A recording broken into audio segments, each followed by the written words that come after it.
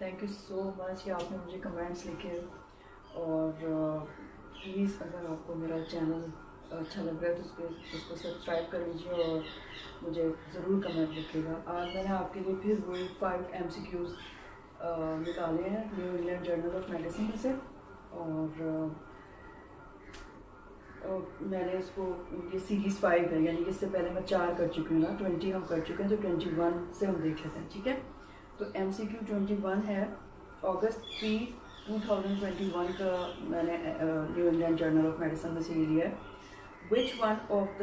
Which of the following approaches is most appropriate for managing osteoporosis and a 25 hydroxy vitamin D level of 12 nanogram per milliliter, reference range 20 to 80, in a postmenopausal woman presenting for an infusion of zolfenic acid?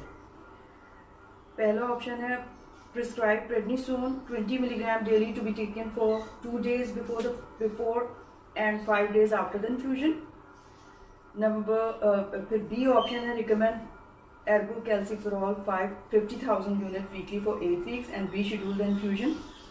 C है prescribe diphenhydramine 50 milligram twice daily for 3 days after the infusion. E है prescribe cholecalciferol 400 units daily be started the day after the infusion. तो क्या करेंगे, मतलब है कि hydroxy vitamin D level जो है उसका बहुत कम है और ऑस्टियोपोरोसिस के लिए वो ज़ोल्वेनिक इन्फ्यूजन के लिए आई है post menopausal woman for osteoporosis. ठीक है, तो इसमें से कौन सा ऑप्शन है सही? करेक्ट ऑप्शन है इसका बी, यानी recommend ergocalciferol 50,000 units weekly for 8 weeks and we schedule the infusion. Key learning point इसका, in patients with vitamin D deficiency intravenous bisphosphonate are contraindicated until vitamin D sufficiency has been restored. Eye opening है यहाँ पे check कर रहे होते हैं या नहीं, ऐसे ही मैं तो देखती हूँ कि दे रहे होते हैं। डिटेल फीडबैक है इसका, intravenous bisphosphonate are useful in managing osteoporosis in patients who can not tolerate oral bisphosphonate or they are not responsive to them. Intravenous bisphosphonates are generally safe and acetaminophen use can prevent their main potential side effect, an acute phase reaction characterized by arthralgia, headache, myalgia and fever. Renal failure is an indication for dose adjustment, cessation or avoidance of intravenous bisphosphonates, hence a creatinine level should be checked before the treatment. The use of intravenous bisphosphonate in patients with vitamin D deficiency can precipitate severe hypocalcemia. This due to low calcium absorption from vitamin D deficiency compounded by the inability to release calcium from bone because of bisphosphonate mediated suppression of bone turnover. Hence, calcium and vitamin D level should be checked before treatment with an intravenous bisphosphonate, and treatment should be deferred until a low vitamin D level has been corrected to a level of more than 20 nanogram per milliliter. क्योंकि देखिए हमारा अगर calcium कम हो रहा होता है blood में तो पैराथायराइड हार्मोन ज़्यादा बनता है और वो फिर रिलीज़ करवाता है ना, स्टिमुलस उसका हाइपोकैल्सीमिया पैराथायराइड का, और वो बोन से रिलीज़ करवाता है। तो जब अगर आप बिस्फॉस्फोनेट देंगे तो वो तो रिलीज़ नहीं होगा वहाँ से बिस्फॉस्फोनेट की वजह से, तो फिर सीवियर हाइपोकैल्सीमिया हो सकता है। तो फिर आपने जो है ना, आपने उसको डेफर करना है, विटामिन डी लेवल को आपने सही करना है, पहले मोर देन 20 नैनोग्राम पर मिलीलीटर हो जाए तो वीकली आपने 50,000 इंटरनेशनल यूनिट आपने देना है उसको विटामिन डी। ठीक है,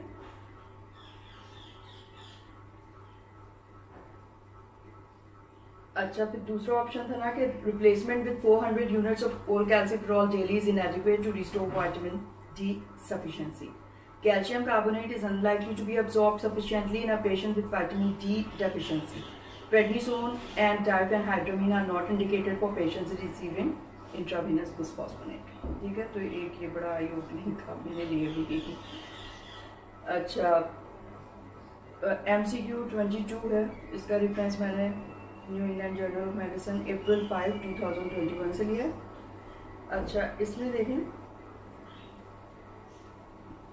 इन addition to systemic glucocorticoids what is the most appropriate treatment for an afebrile patient with mild to moderate exacerbation of chronic obstructive pulmonary disease who has an oxygen saturation of 90%, arterial blood gas testing with pH of 7.35, reference rate 7.38 to 7.44, partial pressure of carbon dioxide 45 millimeter of mercury, range है उसका 35 to 45, and partial pressure of oxygen 60 millimeter of mercury, 80 to 100 normal है, and no obesity or evidence of volume overload on chest tract. इसमें फिर आप क्या करेंगे? Systemic glucocorticoid के साथ इसको आप क्या देंगे, यानी कि माइल्ड टू मॉडरेट एक्सेसरबेशन COPD की हुई भी है इस पेशेंट को, और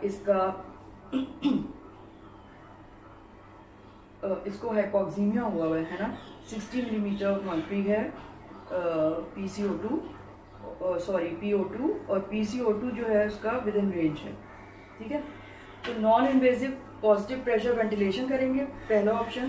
बी ऑप्शन है पिप्रसिलिन टेजोबैक्टम, सी है फ्यूरोसिमाइड, डी है high flow oxygen 40% inspired fraction of oxygen, E है इनहेल्ड एल्ब्यूटरॉल एंड इप्राट्रोपिन।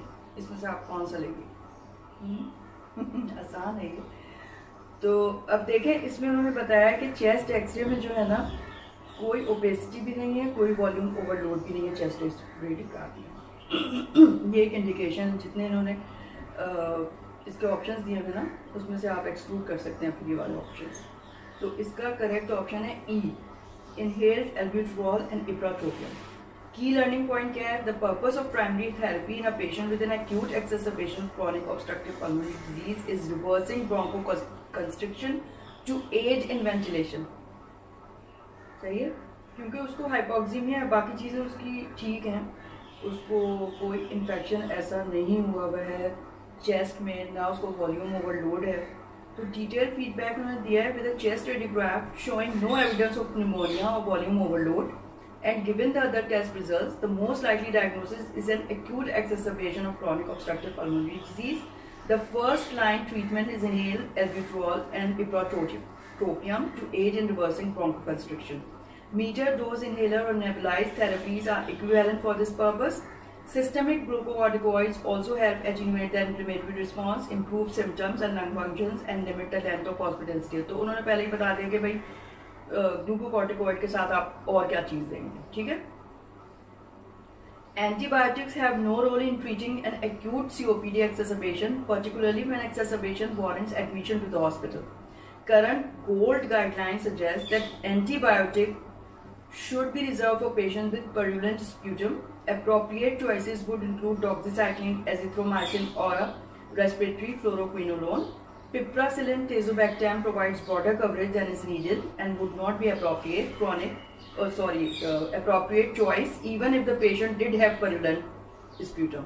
मतलब ये तो हम कभी भी सिलेक्ट नहीं करते ना, पिपरासिलिन टेजोबैक्टम तो नहीं देंगे आप, ठीक है। Non invasive positive pressure ventilation is an important therapy for many patient with acute COPD exacerbation, but is not likely to be necessary in a patient with mild to moderate exacerbation. No evidence of significant respiratory acidosis. नहीं हुआ है इसको, तकरीबन ठीक है।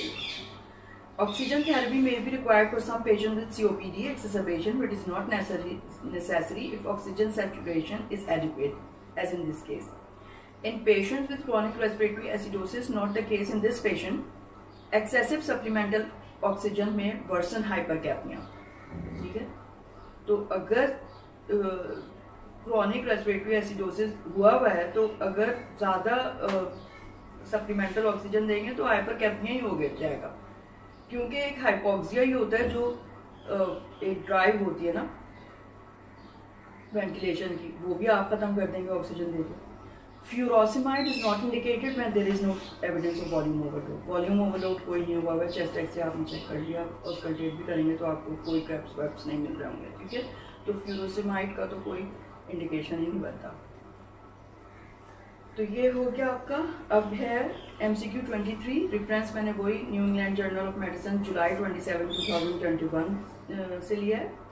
Following a CT scan of abdomen that reveals a normal appearing pancreas, which one of the following tests is most appropriate to assess painless jaundice in a 65-year-old man who has had an unintentional weight loss of about 3 kg during the past 3 months? मतलब CT scan हुआ है एक 65 year old man का जिसको painless jaundice हुआ हुआ है और अनइंटेंशनल वेट लॉस भी हो रहा है 3 kg का 3 मंथ्स में हो गया है। उसका आपने सीटी स्कैन रिवील कर रहा है कि पेनक्रियाज बिल्कुल नॉर्मल है उसका, ठीक है। तो आप फिर नेक्स्ट कौन सी वो कराएंगे इन्वेस्टिगेशन? ए है मैग्नेटिक रेजोनेंस कोलेंजियोपेनक्रियाटोग्राफी, बी है ultrasound of right abdomen, C है clinical observation for 3 months, repeat CT if signs and symptoms do not resolve during that period, D है पोजिट्रॉन एमिशन टोमोग्राफी, ई है hepatobiliary iminodiacetic acid scan. आप क्या करें? अब इसमें आपने ये देखना है कि पेनलेस जॉन्डिस है, 3 months की हिस्ट्री है, 3 kg वेट लॉस हो चुका है उसका, ओल्ड एज है और पेनक्रियाज इसका सीटी स्कैन में नॉर्मल आया। तो आप ऐसे ही तो नहीं छोड़ देंगे ना इस पेशेंट को, अरे कुछ ना कुछ तो होगा। तो आप क्या करेंगे? करेक्ट ऑप्शन इसका ए है मैग्नेटिक रेजोनेंस कोलेंजियोपेनक्रियाटोग्राफी। ये MRCP कराएंगे आप। की लर्निंग पॉइंट क्या है? Appropriate imaging for a patient with painless jaundice and weight loss whose pancreas appear normal on abdominal CT scans, magnetic resonance cholangiopancreatography। तो ये आपने करा के देखना, क्योंकि वेट लॉस की हिस्ट्री है तो मतलब बहुत ज़्यादा उसके चांसेस हैं पेनक्रियाटिक मैलिग्नेंसी के। तो डिटेल फीडबैक इसका क्या होगा? The combination of jaundice and weight loss in an older patient should raise suspicion for pancreatic cancer. Pancreatic cancer typically develops in the head of the pancreas and manifests as obstructive cholestasis. Nausea, vague abdominal discomfort and symptoms of duodenal obstruction may occur. Obstruction of the pancreatic duct by the neoplasm can cause dilatation of the duct and in some cases pancreatitis. ठीक है, तो ये सब हो सकता है, अभी इसको नहीं हुआ है। लेकिन अगर इसका आप LFT वगैरह कराएंगे तो उसको एल्कलाइन फॉस्फेटेज का बहुत ज़्यादा मिलेगा अगर ऑब्स्ट्रक्टिव जॉन्डिस हुआ हो। This patient should undergo a full assessment for pancreatic malignancy. CT is the imaging modality of choice, but if the scan is not diagnostic and clinical suspicion is high, further imaging with magnetic resonance cholangiography is recommended. MRCP could help identify the lesion and direct the appropriate location and modality for biopsy. In center where it is available, endoscopic ultrasound of the region is also a viable option, as this modality allows for a biopsy to be performed. तो endoscopic ultrasound से biopsy भी हो सकती है। Given the aggressive nature of pancreatic cancer, waiting for 3 months to further evaluate a patient with jaundice and evidence of biliary obstruction is not appropriate. जाहिर है आप उसको वेट तो नहीं कराएंगे। Ultrasound of the right upper quadrant can detect pancreatic head mass that are the cause of painless jaundice, but this patient has already had an initial negative result on CT, which has higher sensitivity than ultrasound. This suggests that cause of patient jaundice is a small lesion in the pancreas, यानी कि less than 3 cm in size अगर हो। MRCP is the most sensitive test for small lesion and is likely the best step for this patient. सही है। Hepatobiliary imino-diacetic acid scan is unnecessary given the lack of evidence that a gallstone is causing the obstruction. मतलब अगर आप, मेरा ख्याल है आप उसका वो तो सीटी में आ जाता ना, अगर गॉल स्टोन होता, ऑब्स्ट्रक्ट कर रहा होता, तो फिर ये हेपेटोबिलियरी इमाइनो-डाइएसिटिक एसिड स्कैन तो उसकी ज़रूरत नहीं है। Positron emission tomography is most useful in assessment of metastatic disease.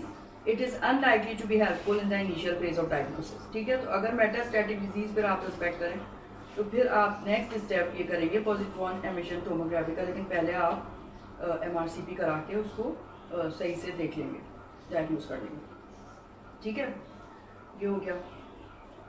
अब MCQ 24 है, रेफरेंस मैंने लिया है New England Journal of Medicine July 20, 2021 से। अब इसमें ये पूछा है उन्होंने कि 45 year old woman reports weakness and fatigue after starting a weight loss diet that consists entirely of toast, pineapple and increased hydration with water and diet soda. She has a blood pressure of 117 by 82 millimeter of mercury, a serum sodium level of 123 milliequivalent per liter, difference in 135 to 145, यानी hyponatremia हुआ है. Otherwise normal electrolyte levels and normal renal function, normal thyroid and adrenal function, urine osmolarity of 68 milliosmol per kilogram and a 4-hour urine volume of 900 ml. What is the most likely cause of her hyponatremia? मतलब 45 year old की women है जो weakness और fatigue report कर रही है. Weight loss diet ली थी उसने, जिसमें वो इतनी कोई विगरस वेट लॉस डाइट ले रही थी, टोस्ट, पाइनएप्पल और इंक्रीज हाइड्रेशन, और कुछ खाई नहीं रही थी वो, और डाइट सोटा. और ब्लड प्रेशर उसका नॉर्मल है, सीरम सोडियम लेवल उसका कम है 123, बाकी इलेक्ट्रोलाइट सही है, रीनल फंक्शन और थायराइड एड्रीनल फंक्शन भी उन्होंने बता दिया, वो भी ठीक है. ऑस्मोलैरिटी यूरिन की जो है वो 68 मिली ऑस्मोल पर किलोग्राम है, 4 आवर यूरिन वॉल्यूम 900 है. What is the most likely cause of hyponatraemia? पहला दिया सेरेब्रल सॉल्ट वेस्टिंग, दूसरा दिया लो सॉल्ट डाइट, तीसरा है डायबिटीज इंसिपिडस, चौथा है syndrome of inappropriate antidiuretic hormone, reset, E है रीसेट होम्योस्टैट. ठीक है, तो इसमें कौन सा होगा? अब देखिए आप हमेशा जो है ना, क्योंकि जब आप वैसे भी बोर्ड में देखते ही होंगे कि हाइपोनेट्रीमिया कितना कॉमनली आ रहा है. अब हाइपोनेट्रीमिया बहुत अच्छे से समझने की ज़रूरत है, पढ़ने की. ठीक है, कितने टाइप का होता है, कैसे क्लासीफाई हो रहे हैं, क्या क्या कॉजेज होती हैं अलग अलग, तो वो आपने देखनी है. और आप देखेंगे अगर आप सोडियम का पूरा पढ़ेंगे ना मेटाबॉलिज्म, तो वो वाटर के इनटेक से और आउटपुट से बड़ा कंट्रोल होता है. तो ज़्यादातर अगर कोई वैसी कॉज नहीं है, यानी कि डायरिया भी नहीं हो रहा, वॉमिटिंग भी नहीं हो रही है और हाइपोनेट्रीमिया ऐसे पेशेंट को, तो उसमें ना ज़्यादातर ये हो रहा होता है कि डाइल्यूशनल हाइपोनेट्रीमिया हो रहा होता है, यानी कि वाटर इनटेक ज़्यादा है. अब इसमें देखें ये क्या खा रही है, पाइनएप्पल, टोस्ट और hydration with water and diet soda. ठीक है, तो इसका क्या होगा? Cerebral salt wasting, no. Diabetes insipidus, उन्होंने सब बता दिया कि adrenal function, renal function, normal thyroid, osmolarity, सब कुछ आप देखें, तो वो भी नहीं है. Syndrome of inappropriate antidiuretic hormone, वो भी नहीं है. रीसेट ऑस्मोस्टैट, रीसेट ऑस्मोस्टैट, तो इसका जो करेक्ट ऑप्शन है ना वो है बी, यानी कि लो सॉल्यूट डाइट ले रही है वो, और वाटर वो एक्स्ट्रा ले रही है. तो की पॉइंट क्या है? The most likely cause of hyponatremia in a euvolemic hypoosmolar hyponatremic patient with a low urine sodium level and low urine osmolarity is a low solute diet. Low इसकी urine osmolarity हुई है ना, तो इसका मतलब यही है कि यू वॉल्यूमिक भी है, हाइपोऑस्मोलर है, हाइपोनेट्रीमिक पेशेंट है, तो इसकी लो सॉल्यूट डाइट है, ऊपर से ये फ्लूइड भी ज़्यादा ले रही है. डिटेल फीडबैक उन्होंने दिया है, patients hyponatraemia is a result of low solute diet combined with high fluid intake. This combination impairs the kidney's ability to excrete large volumes of water. ठीक है? Total daily solute excretion is determined mostly by dietary solute intake. A normal adult with a usual diet consumes 5 to 10 milliosmol per kilogram body weight daily, about 600 to 900 milliosmol per day. Consider following equation. Total daily solute excretion milliosmol, इसका वो है measuring scale, is equal to urine weight in kilogram multiplied by urine osmolarity milliosmol per kilogram. Given 1 liter of urine weighs close to 1 kg. The urine volume in liters can be substituted for the urine weight in the above formula. If a patient had a typical diet with an intake of 600 milliosmol per day but drinks 6 liters of fluid per day, the urine osmolarity would need to be 100 milliosmol per day. Osmol per kilogram for the kidneys to excrete the water. If water intake increased further, the kidneys would not be able to excrete this excess water and hyponatremia would develop, because the kidneys cannot create urine that is more dilute than 50 milliosmol per kilogram. ठीक है? This patient's history suggests that she has had a very low solute diet with minimal salt and no protein. Her urine is dilute and her urine output is brisk. If she limits her fluid intake, she will excrete excess water and her serum sodium level will steadily improve. तो आप हमेशा ना patient का fluid intake तो ज़रूरी पूछा करें उससे. अगर वो कोई डायरेटिक भी नहीं ले रहा है और फ्लूइड इंटेक आप पूछे भी. बहुत सारे लोग जो है ना वो बहुत ज़्यादा पानी पी रहे. 14-15 क्लास 1 में हाइपोनेट्रेमिक पेशेंट देखी थी, बिल्कुल ठीक ठाक थी वो, और इतनी उसको नोजिया, यानी हाइपोनेट्रीमिया में नोजिया भी होता है. मैंने कई पेशेंट को देखा बहुत सीवियर नोजिया, और उसका LFT भी सही आ रहा है, सब कुछ सही आ रहा है. वो फिर जब इलेक्ट्रोलाइट्स कराया तो उसमें हाइपोनेट्रीमिया था उसको, और पानी वो पी थी पता नहीं 15-16 ग्लास. तो आप ना डायरिया ना वॉमिटिंग या कुछ ऐसी चीज़ नहीं है, बाकी सब टेस्ट नॉर्मल. तो आप फ्लूइड इंटेक ज़रूर पूछा करें हाइपोनेट्री में, अगर आपको कोई ऐसा एविडेंस नहीं मिल रहा कि सोडियम लॉस हो रहा होगा. अच्छा, फिर क्या है? Diabetes insipidus is caused by either low ADH levels as with central diabetes insipidus or ADH resistance in the kidneys as with nephrogenic diabetes insipidus. यानी ADH है लेकिन जो उसके किडनी की ट्यूब्यूल्स है ना वो रेजिस्टेंट हो गई हैं ADH उसमें एक्ट नहीं करता. ठीक है. तो the urine is dilute and there is polyuria as in this case, but patient develop hypernatremia rather than hyponatremia. ADH का अगर डायबिटीज इंसिपिडस होती तो उसको हाइपरनेट्रीमिया होता है. It is a term used to describe mild asymptomatic hyponatremia that is stable on multiple measurements. Individuals with reset osmostat have dilute urine after water ingestion and concentrated urine with water restriction. Reset osmostat में होगा. समझ आया? तो आपको बल्कि मैं देखूँगी कि अगर हाइपोनेट्रीमिया जो है ना वो सही से आपको आना चाहिए, क्योंकि बहुत कॉमन है. और इवन मैंने एक पेशेंट में इतने पेशेंट मतलब ये कि ऐसे मैंने देखे हैं सीवियर हाइपोनेट्रीमिया जिनको था, फिर ICU में उनको हाइपरटोनिक सलाइन देना पड़ा. आपको पता है हाइपरटोनिक सलाइन कितनी आपको स्लोली देना होता है ना. तो बहुत सारे ऐसे केसेस मैंने हाइपोकैल्सीमिया के देखे हैं, यानी कि 100 तक मैंने देखा है जिसमें फिट्स हो रहे थे पेशेंट, सीजर्स, और उसका सोडियम 100 मिलीक्वेलन पर लीटर आया, और 113, 112 बहुत बुरा हो गया पेशेंट को अगर इतना ज़्यादा. ठीक है. अच्छा, MCQ 25 रेफरेंस है इसका new England Journal of medicine June 8, 2021.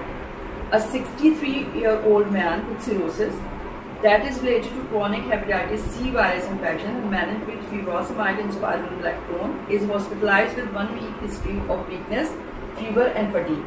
He is found to have relatively low blood pressure, 90/53 mm of mercury, spontaneous bacterial peritonitis, and a serum creatinine level of 2.8 mg per deciliter, up from 1.2 mg per deciliter 1 week earlier. Reference rate 0.8 to 1.3. Urinalysis is normal and the urine sodium level is 5 milliequivalent per liter. Reference range varies with intake. The patient is treated with ceftriaxone and albumin for 48 hours, but his serum creatinine level does not improve. In addition to continuing albumin, which one of the following next step is most appropriate to manage this his acute kidney injury? अब देखिए 63-year-old man है, cirrhosis हुआ पर उसको hepatitis C virus की वजह से furosemide स्पाइरोलैक्टोन पे वो मैनेज हो रहा था. अब 1 वीक की हिस्ट्री है, उसको वीकनेस, फीवर, फटीग हो गया. ब्लड प्रेशर देखें कितना लो है, 90/53, और स्पॉन्टेनियस बैक्टीरियल पेरिटोनाइटिस हुआ हुआ है. सीरम क्रिएटिनिन लेवल जो है ना वो एकदम से उसका बढ़ गया. एक वीक पहले वो 1.2 था, 2.8 मिलीग्राम आ रहा है पर डेसीलीटर. अच्छा, यूरिन एनालिसिस नॉर्मल है, यूरिन सोडियम लेवल्स 5 मिलीक्वेलन. पेशेंट को सेफ्ट्रोक्सोन दिया एल्बुमिन फॉर 48 आवर, लेकिन उसका सीरम क्रिएटिनिन बिल्कुल इम्प्रूव नहीं हुआ है. तो कंटिन्यूइंग विद एल्बुमिन कौन सा नेक्स्ट स्टेप मोस्ट अप्रोप्रिएट होगा to manage acute kidney injury? पहला है उसमें option initiate treatment with intravenous furosemide, B है refer for renal biopsy, C है initiate treatment with midodrine and octreotide, refer for renal replacement therapy, C है E है perform large volume paracentesis। तो आप क्या करें? करेक्ट ऑप्शन इसका C है, initiate treatment with midodrine and octreotide। Key learning point क्या है? Initiate renal therapy for the hepatorenal syndrome हो रहा है इसमें। In non-critically ill patient consist of albumin combined with a vasoconstrictor. Terlipressin where available and norepinephrine are considered first line options. If neither is available, a combination of midodrine and octreotide, तो octreotide ही दे रहे होते हैं, can be used। ठीक है, तो detail feedback क्या है इसका? The patient has hepatorenal syndrome (HRS).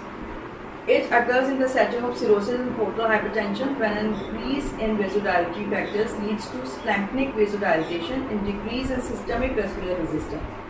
Splanchnic diversion of blood volume results in effective circulating volume depletion, which in turn leads to renal vasoconstriction and hypoperfusion. HRS can be difficult to distinguish from diuretic-induced prerenal azotemia because laboratory results for the two conditions are similar. Therefore, volume depletion should be given in the form of intravenous albumin 1 gram per kilogram of body weight up to 100 milligram per day for at least 2 days. ये पहले आप कर लें। If the albumin does not correct the renal dysfunction, hepatorenal syndrome is the likely diagnosis। ठीक है, आपने वो करके देख लिया, 2 days में नहीं हुआ तो फिर hepatorenal syndrome होगा। क्राइटेरिया क्या है to make a diagnosis of hepatorenal syndrome?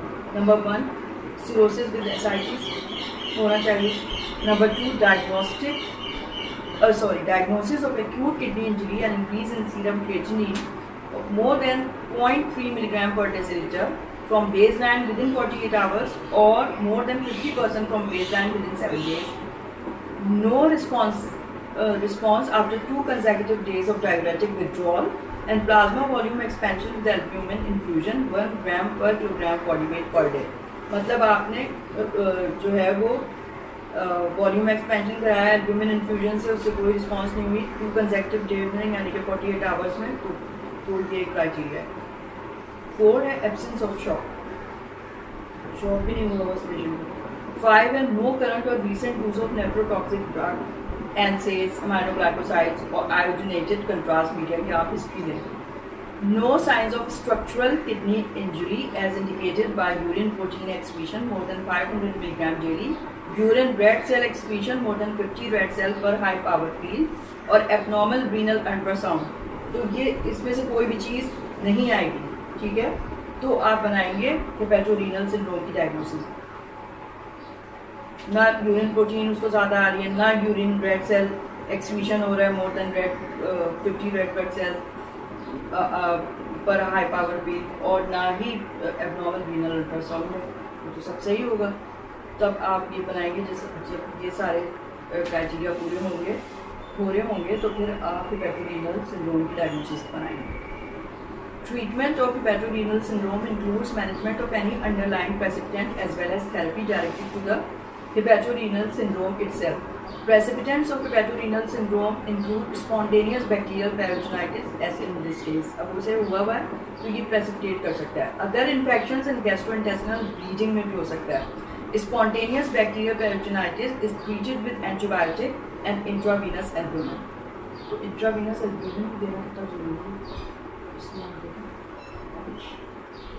Initial medical treatment of hepatorenal syndrome depends on the availability of medication. All patients should receive intravenous albumin and a vasoconstrictor. The first 9 options for a vasoconstrictor are terlipressin, not available in the USA, and norepinephrine, which must typically be administered in an intensive care setting. An alternative treatment for patients who are not critically ill and therefore not in the intensive care unit is the combination of octreotide and midodrine. However, current evidence suggests that the combination is less effective than terlipressin or epinephrine। तो मतलब octreotide और midodrine जो है वो less effective होता है, लेकिन terlipressin epinephrine the first choice है। 12 जो भी अवेलेबल हो, हमारे पास तो octreotide ही होता है तो हम बोलते हैं। Renal replacement therapy, transjugular photosystemic shunts, and liver transplantation should be considered for patients who do not respond to medical therapy. अगर इससे भी कुछ नहीं हो रहा तो फिर आप photosystemic shunt या liver transplantation फिर एक होता है treatment option.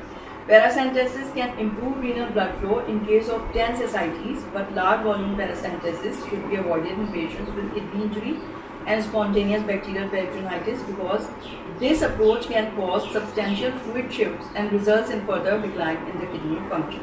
तो कभी भी जो है ना पैरासेंटेसिस आपको नहीं करना चाहिए इसमें, यानी SBP भी अगर हुआ हुआ है स्पॉन्टेनियस बैक्टीरियल पेरिटोनाइटिस भी नहीं करना चाहिए और इसमें नहीं करना चाहिए कैंसरसाइटिस, ठीक है. Diuretic treatment with intravenous furosemide पूछा था इन्होंने, is not indicated in this patient with evidence of intravascular volume depletion. अब इसका देखें ना कि 90-53 तो by 53 तो उसका ब्लड प्रेशर हुआ है तो उसको तो आप बिल्कुल नहीं दे सकते diuretic. And relatively low blood pressure. As noted above, cessation of diuretic is an important component of diagnosis and management of hepatorenal syndrome. Renal biopsy is not indicated in this case as the patient's clinical presentation is typical for hepatorenal syndrome. Renal biopsy should be considered if the patient had an active urine sediment or significant hematuria. अब मतलब उसका criteria ही है कि kidney भी आपका ultrasound में भी normal हो, उसमें प्रोटीन भी ना आ रहा हो, उसमें कोई मैचूरिया भी नहीं हो रहा हो, कोई सेडिमेंट भी नहीं हो, तभी तो आप डायग्नोसिस बना रहे हैं. अगर ये सब चीज़ें होंगी तो जाहिर बात है कि फिर आपने किडनी बायोप्सी करनी पड़ेगी और फिर आपकी डायग्नोसिस हिपैटोरेनियल सिंड्रोम तो नहीं होंगी, ठीक है. तो ये चीज़ इंडिकेटेड है नो बायोप्सी. ख़त्म हो गया. तो आप ये ज़रूर कमेंट कीजिएगा कि आपके लिए हेल्पफुल हैं. और मुझे किसी ने कहा था कि पूछा था मुझसे किसी ने कि कहाँ से ये CPSP वाले जो है ना MCQs दे रहे हैं. तो मतलब आप देखिए MCQs तो देखें आप जहाँ से भी वो दे रहे हैं, मतलब अगर आपको कोई चीज़ आती है तो आप कर लेंगे ना. मतलब अगर आप यही MCQs आप पढ़ें, अब ज़रूरी तो नहीं है ना कि जो अभी मैंने आपको बताया तो वो बिल्कुल एग्जैक्ट वही आता है, लेकिन ये सारी चीज़ जब आपके दिमाग में आएगी तो आप इससे रेलिवेंट अगर कुछ चीज़ें आ गई तो आप कर सकते हैं. जैसे मैंने ना अभी मुझे सिविल हॉस्पिटल जाना पड़ा था किसी काम से, तो वो ज़माने से मैं गई नहीं थी, तो वहाँ पे आजम सर है, तो वहाँ से मैंने MCQs की बुक्स ली. तो वो जो बुक्स हैं तो मैंने देखा कि जो लोकल बुक्स हैं ना FCPS पार्ट 2 के MCQs की, उसमें कोई एक्सप्लेनेशन नहीं दी. बस ABCD की ABCD में से बस ए जो है वो किसी की उन्होंने थोड़ी सी दी हुई, ज़्यादातर उन्होंने एक्सप्लेन ही नहीं किया. तो वो फिर बगैर एक्सप्लेनेशन के तो मतलब फिर आप यही कर सकते हैं कि उसमें जो 4 ऑप्शन है ना, फिर आप जाके ना बुक में से वो चारों चीज़ें फिर पढ़िए.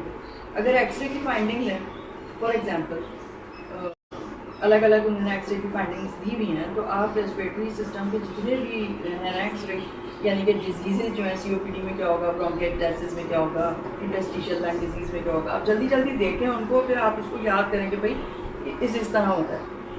तो फिर आपसे किसी तरह भी पूछें, फिर आप कर सकते हैं ना, बहुत सारे आप MCQ इस तरह से कर सकते हैं. तो ये तरीका होता है उसको करने का मेरा ख्याल. तो फिर तो आप ज़ाहिर है कितनी किताबें हैं, ज़ाहिर है कितनी किताबें पढ़ेंगे आप MCQs की, सब तो नहीं पढ़ सकते. अब कोई पढ़ रहा है, कोई पढ़ रहा है, तो आप जो भी पढ़ रहे हैं उसको ऑप्शंस आप फिर सही से फिर करिए अगर उसका एक्सप्लेनेशन नहीं दिया हुआ. लेकिन मैंने एक छोटी सी बुक देखी, बहुत मुझे अच्छी लगी, और दिखाते हैं आपको.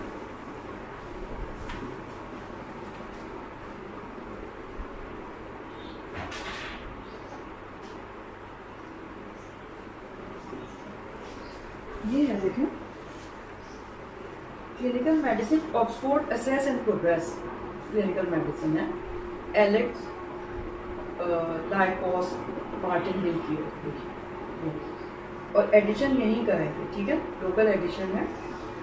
और इसमें इतने कोई अच्छे दिए हुए हैं, मतलब अलग अलग करते हैं, जैसे CVS के अलग हैं, रेस्पिरेशन के मैं पढ़ रही थी अलग हैं, तो इतने वो मुझे कोई अच्छे लग रहे हैं. आपको मिले तो ये किताब लीजिए, और इसमें से भी मैं सोच कि आपको MCQs में कराऊंगी, क्योंकि इसमें सब चीज़ की ना एक्सप्लेनेशन दी हुई है. अगर एक्सप्लेनेशन नहीं हो तो फिर तो बिल्कुल ही बेकार लगता है मुझे। फिर उसका तरीका ये है, अगर एक्सप्लेनेशन नहीं है तो आप चारों ऑप्शन जो है ना किताब में से देन एंड देयर आप चार्ट उसमें से पढ़िए अच्छी तरीके से, तो आपको फिर अंदाज़ा भी हो जाएगा ना, फिर रेस्पिरेटरी सिस्टम में आपको एक आइडिया हो जाएगा कि वो क्या चीज़ पूछते हैं।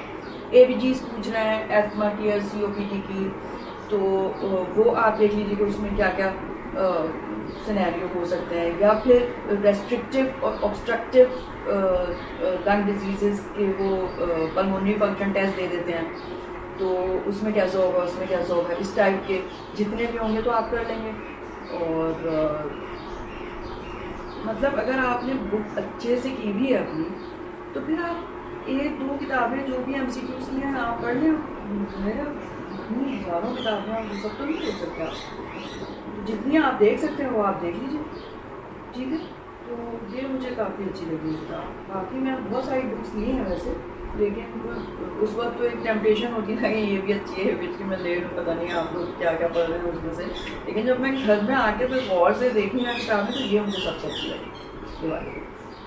तो ये आप देख लीजिएगा, ठीक है।